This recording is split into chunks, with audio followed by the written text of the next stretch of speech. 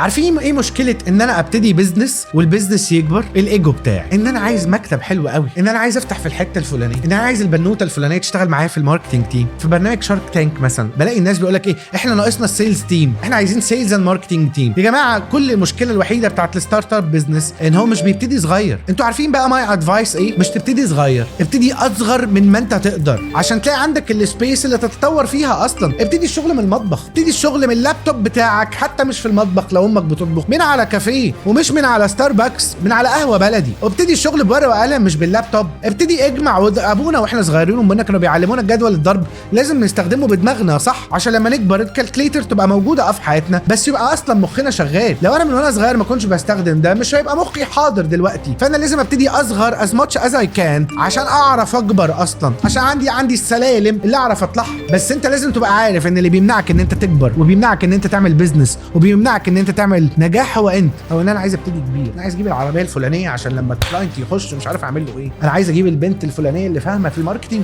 عشان تحطني على التراك. فانا من ضمن الغلطات اللي انا عملتها يا ميشو، بعد ما عملت شويه بيزنسز وبعد ما لقيتها سهله بقى يا رامي وصباح الفل، ما انا معايا فلوس، لا يا عم هات 5 كاميرات، لا يا عم افتح هنا، لا يا عم روح اجر المكان ده. ومش ده الصح. المفروض اللي يصرف على البيزنس ايه؟ البيزنس، مش انت، مش جيبك، لان جيبك هيخلص وجيبك هيخلص وهيفايت يو باك وهيرجع يقول لك ليه خدت مني. لكن لو بيزنس هو اللي جنريت الفلوس ده يبقى ده بيزنس ناجح. اللي بيمنعنا ان احنا نعمل بيزنس، اللي بيمنعنا ان احنا نكبر، الايجو اللي هو مش راضي يخلينا نبتدي صغيرين. فما تبتديش صغير، ابتدي اصغر من اي حاجه انت تقدر عليها. لو حسيت ان الكلام ده نفعك اعمل شير، يمكن الكلام ده ينفع حد تاني.